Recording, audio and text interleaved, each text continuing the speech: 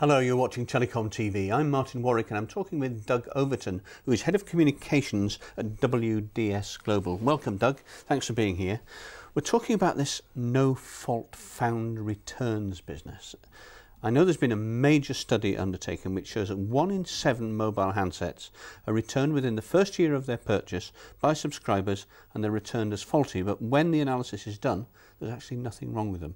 What's this about? This is costing $4.5 billion a year to the industry. What's it all about?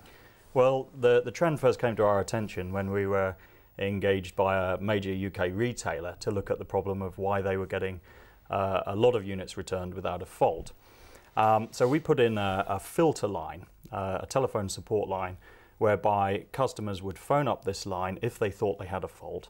We would qualify the fault. If it was genuine, we would then approve a return and they would send it back.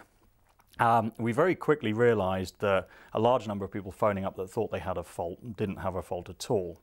In fact, the statistic, as you mentioned, is 63% of the devices that people thought were faulty didn't have a fault at all. So I thought it would be particularly interesting to drill down on this statistic and find out what the causes were, what were the root causes, why did people really think they had a faulty device. And the report highlights that the biggest areas, 2/5 of the people trying to return a device were doing so because it wasn't configured for a service. Popular services such as, well, just the basic GPRS bearer service, WAP, multimedia messaging, and most commonly, of course, email, very popular service. So it's very easy when you're in this industry and you're close to these devices to when you go to use email or you go to use the WAP, to say, right, well, it's not configured, that's why it's not working, therefore I need to go to the settings and get to the bottom of it. What we often fail to realise is that consumers expect devices to work out of the box, and after all, why shouldn't they? Any other consumer electronic device does. So when they go to connect to the internet and it doesn't connect, it's quite easy to empathise and say, well, actually, they think it's faulty. They don't necessarily say, oh yeah, I've got to go onto a self-serve portal and get some settings sent over to the air, or I've got to go into the menus and do this myself. So people were phoning up and attempting to return it, and what we did to counter this was say, well, actually your device isn't set up, and then we'd deliver settings to them over the air, and therefore divert the need for the product to be returned. What about other factors? I know I've seen something here, 40% are concerned about general usability of the operating systems and the applications themselves. So it's about handset complexity, is it? Yes, it's very easy when you look at the history of mobile phones and the way they've developed to think that they're much easier to use these days. After all, they've now got fancy colour screens, they've got joysticks, they've got icons, they've gone from the old-fashioned clunky menus they used to have to think, right, well, it all looks nice and benign from the outside, therefore it'll be a pleasant user experience. The bottom line is that once you delve beneath that benign exterior, there's a lot of very complex settings still, in fact still just as complex as they were back then. Our support trends highlight this. We still have 47% of all calls into WDS Global specialist support lines are related to device configuration, for instance, which clearly shows that this hasn't changed over the years. The same stat we could have pulled off 6 years ago would have told us the same thing. So manufacturers and operators are not necessarily getting to the root cause of these problems and effectively addressing them. What about mis-selling? If anybody goes into a shop on the high street, there'll be lots and lots of young keen lads there in their shirt sleeves attempting to sell you a mobile phone. There'll be special offers on, there'll be stock missing in some cases, and they'll push one device rather than another. Is there a lot of mis-selling? Is there a lack of impartiality?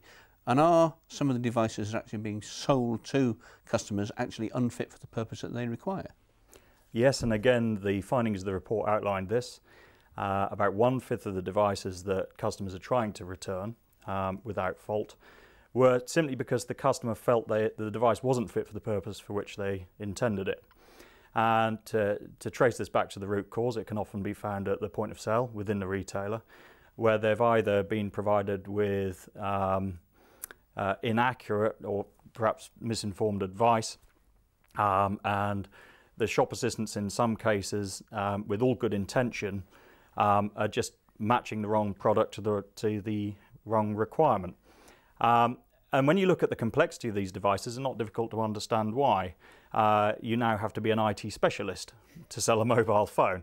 You're no longer just selling a voice and texting product, you're selling something that's more akin to being a laptop than an iPod or a personal consumer electronics device. So retailers that have spent time and invested time and money on training programs, educating people, have the upper hand in this.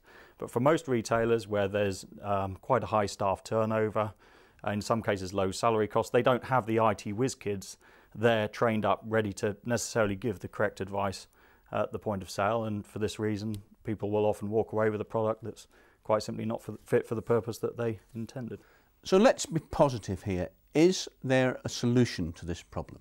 Definitely.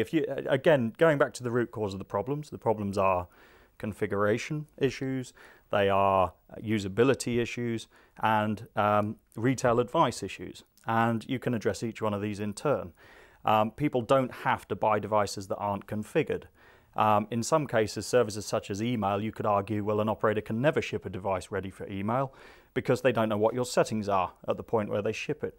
But there are solutions out there now where automatic device detection can take place and settings can come over the air as soon as you put your SIM card into it.